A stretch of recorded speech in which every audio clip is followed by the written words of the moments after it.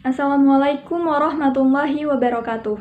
Kembali lagi bersama saya Rizka Afrilia. Dalam video ini saya akan membahas tentang kurikulum. Sebelumnya, kurikulum itu apa sih? Kurikulum adalah suatu rencana tertulis yang disusun untuk memperlancar proses pembelajaran. Tentu saja dalam penyusunan kurikulum didasarkan oleh beberapa landasan. Dalam video ini saya akan membahas lebih jelas lagi tentang landasan-landasan kurikulum. Simak terus videonya. Landasan pengembangan kurikulum. Landasan pengembangan kurikulum terbagi ke dalam 3 bagian, yaitu yang pertama landasan filosofis, kedua landasan psikologis, ketiga landasan sosiologis dan ilmu pengetahuan dan teknologi. Landasan filosofis. Filsafat berarti cinta akan kebijakan.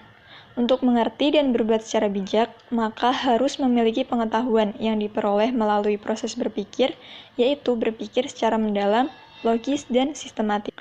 Landasan filosofis dalam pengembangan kurikulum sendiri merupakan asumsi-asumsi atau rumusan yang didapatkan dari hasil berpikir secara mendalam, analitis, logis, dan sistematis dalam merencanakan, melaksanakan, membina, dan mengembangkan kurikulum. Filsafat pendidikan diklasifikasikan menjadi 3, yaitu idealisme, realisme, dan pragmatisme. Yang pertama, landasan filosofis idealisme. Menurut landasan filosofis idealisme, kenyataan atau realitas pada hakikatnya adalah bersifat spiritual dan mental, bukan bersifat fisik maupun material. Jadi, manusia adalah makhluk spiritual, makhluk yang cerdas dan bertujuan. Berdasarkan pemikiran filsafat idealisme, tujuan pendidikan harus dikembangkan pada upaya pembentukan karakter, pembentukan bakat, dan kebajikan sosial sesuai dengan hakikat kemanusiaan. Landasan filosofis realisme. Filsafat realisme adalah kebalikan dari filsafat idealisme. Filsafat realisme memandang bahwa dunia atau realitas adalah bersifat materi. Dunia terbentuk dari kesatuan yang nyata, substansial, dan material. Menurut realisme, manusia pada hakikatnya terletak pada apa yang dikerjakannya. Nah, karena segala sesuatu bersifat materi, maka tujuan pendidikan hendaknya diarahkan untuk melakukan penyesuaian diri dalam hidup dan melaksanakan tanggung jawab sosial. Jadi harus dikembangkan secara komprehensif, meliputi pengetahuan yang bersifat sains, sosial, maupun muatan nilai-nilai. Landasan filosofis pragmatisme. Menurut filsafat pragmatisme, kenyataan yang sebenarnya adalah kenyataan fisik, plural, dan berubah. Manusia menurut pragmatisme adalah hasil evolusi biologis, psikologis, dan sosial. Tujuan pendidikan menurut pragmatisme lebih diarahkan pada upaya untuk memperoleh pengalaman yang berguna untuk memecahkan masalah baru dalam kehidupan individu maupun sosial. Landasan yang kedua adalah landasan psikologis.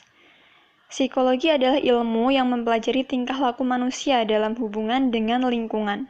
Sedangkan kurikulum adalah upaya menentukan program pendidikan untuk mengubah perilaku manusia. Oleh sebab itu, dalam mengembangkan kurikulum harus dilandasi oleh psikologi sebagai acuan dalam menentukan apa dan bagaimana perilaku peserta didik itu harus dikembangkan.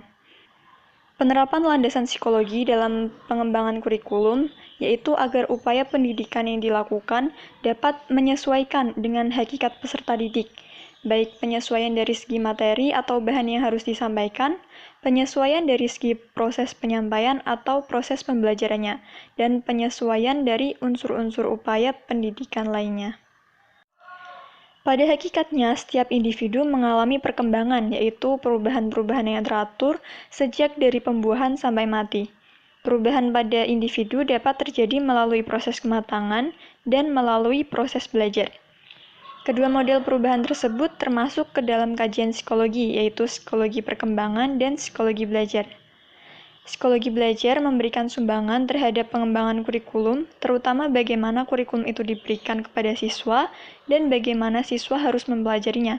Berarti psikologi belajar itu diperlukan berkenaan dengan strategi pelaksanaan kurikulum.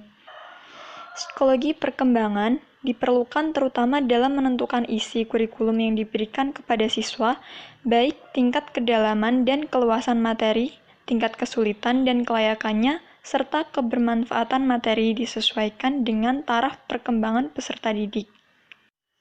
Menurut psikologi belajar itu memiliki prinsip-prinsip sebagai berikut. Yang pertama, belajar berdasarkan keseluruhan. Dalam belajar, siswa mempelajari bahan pelajaran secara keseluruhan. Yang kedua, belajar adalah pembentukan kepribadian. Anak dibimbing untuk memperoleh pengetahuan, sikap, dan keterampilan secara imbang.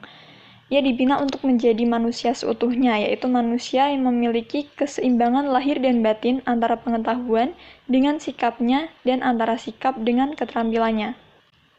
Yang ketiga, belajar berkat pemahaman. Pemahaman mengandung makna penguasaan pengetahuan, dapat menyelaraskan dengan sikapnya dan keterampilannya. Bisa juga diartikan bahwa pemahaman itu adalah kemudahan dalam menemukan sesuatu pemecahan masalah. Kemudian belajar berdasarkan pengalaman. Sebagaimana dikemukakan bahwa belajar adalah pengalaman, proses belajar itu adalah bekerja, mereaksi, memahami, dan mengalami. Selanjutnya, belajar adalah suatu proses perkembangan. Dalam hubungan ini ada 3 teori yang harus diketahui guru, yaitu perkembangan anak merupakan hasil dari pembawaan, perkembangan anak merupakan hasil lingkungan, dan perkembangan anak merupakan hasil dari keduanya. Yang terakhir adalah belajar adalah proses berkelanjutan. Belajar itu adalah proses panjang masa. Manusia tidak pernah berhenti belajar walaupun sudah tua. Hal itu dilakukan karena faktor kebutuhan. Landasan yang terakhir adalah landasan sosiologis. Pendidikan adalah proses budaya untuk meningkatkan harkat dan martabat manusia. Pendidikan adalah proses sosialisasi melalui interaksi insani menuju manusia yang berbudaya. Dalam konteks ini, anak didik dihadapkan dengan budaya manusia, dibina dan dikembangkan sesuai dengan nilai budayanya. Faktor sosiologis sebagai landasan dalam mengembangkan kurikulum dapat dikaji dari 2 sisi. Yang pertama, kebudayaan dan kurikulum.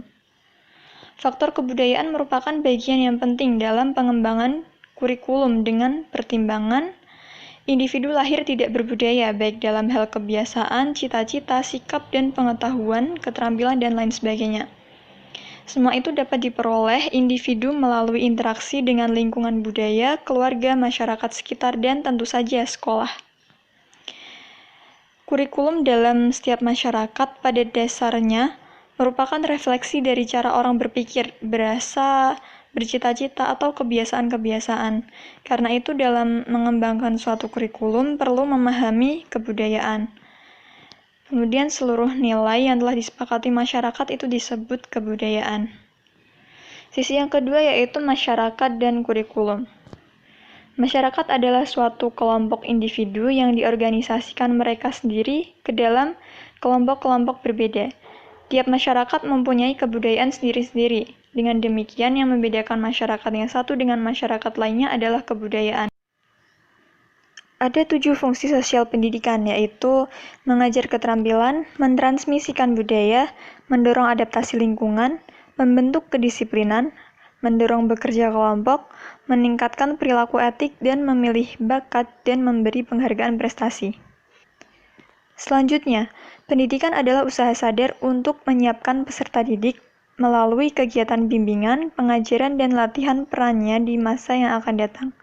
Nah, teknologi adalah aplikasi dari ilmu pengetahuan ilmiah dan ilmu-ilmu lainnya untuk memecahkan masalah-masalah praktis. Ilmu dan teknologi ini tidak bisa dipisahkan. Ilmu pengetahuan dan teknologi berkembang sangat pesat seiring dengan lajunya perkembangan masyarakat. Pengaruh dari perkembangan iptek ini cukup luas, salah satunya yaitu pada bidang pendidikan.